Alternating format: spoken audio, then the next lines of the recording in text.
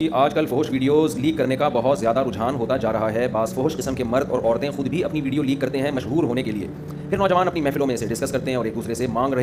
رہے ہوتے ہیں۔ کیا جس طرح ویڈیو لیک کرنے والے مجرم ہیں، اسی طرح ان ویڈیوز کو پھیلانے والے اور ان پر بلا وجہ ڈسکشن کرنے والے بھی مجرم ہیں؟ برائے مہربانی بتائیں، یہ برائی عام ہوتی جا رہی ہے۔ اس پر میں پہلے کئی بار بیان کر چکا ہوں۔ قرآن مجید میں اللہ تعالیٰ نے تجسس سے منع کیا ہے، ٹوہ میں لگنے سے منع کیا ہے، اور قرآن و سنت میں اگر کسی کے گناہ پر آپ مطلع ہو گئے تو اس پہ پردہ ڈالنے کا حکم دیا گیا ہے، اس کو نمایاں کرنے اور پھیلانے کی آپ کو شریعت میں اجازت نہیں ہے۔ دیکھو، دو قسم کے گناہ گار ہوتے ہیں، ایک وہ جو چھپ کے کر رہا ہے اور ایک وہ جو ساری دنیا کو دکھا رہا ہے، بتا رہا ہے۔ جو ساری دنیا کو دکھا کے گناہ کر رہا ہے وہ تو اپنے گناہ کو خود ہی اس نے ظاہر کر دیا نا، اس کو برا بھلا کہا جائے گا، اس پہ لعن طعن کی جائے گی، اس کو بدنام بھی کیا جائے گا، کیونکہ وہ اپنی عزت خود ہی نہیں کروا رہا تو دوسرے کیوں اس کی عزت کریں۔ ایک وہ ہے جو بند کمرے میں کسی ہوٹل میں کہیں چھپ کے کوئی برائی کر رہا ہے، زنا کر رہا ہے، فحش ویڈیوز دیکھ رہا ہے، یا کوئی بھی جرم کر رہا ہے، تو یہ جرم ہے، جرم کو کبھی بھی اس کی تعریف نہیں کی جائے گی۔ ان الذین یکسبون الاثم سیجزون بما كانوا یقترفون، اللہ کہتے ہیں جو بھی جرم کر رہا ہے نا، ان قریب اس کو اس کی سزا ملے گی، چاہے بند کمرے میں کر رہا ہو یا کھلے عام کر رہا ہو، اللہ نہیں چھوڑے گا۔ لیکن خوب سمجھ لو، جو بند کمرے میں گناہ کر رہا ہے وہ بھی گناہ گار ہے، لیکن اگر وہ بند کمرے میں کر رہا ہے، وہ چھپانا چاہتا ہے نا اپنے جرم کو، نہیں آپ نے خفیہ کیمرہ لگا کے اس کے گناہ کو ایکسپوز کر دیا، تو آپ ڈبل مجرم ہیں۔ ایک تجسس کہ آپ کسی کی ٹوہ میں کیوں لگے، کیوں آپ نے کیمرہ لگایا بھائی وہاں پہ، آپ کو کس نے اجازت دی کسی کی پرائیویسی میں گھسنے کی؟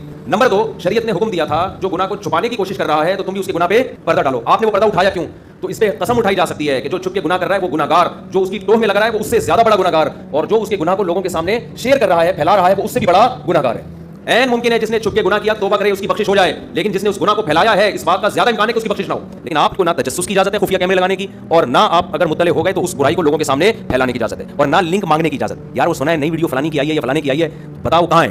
تو سمجھ لو کہ آپ اپنے گناہ کو، اپنے اللہ کو یہ اجازت دے رہے ہو گویا کہ اللہ اب میرا بھی کوئی ایسا جرم ہونا تو لوگوں کو بتا دے۔ روح سے خلائق کے سامنے اللہ اس کو رسوا کریں گے جو لوگوں کے گناہوں کو، کیونکہ اس سے ڈر اس بات کے گناہ پھیلیں گے سوسائٹی میں۔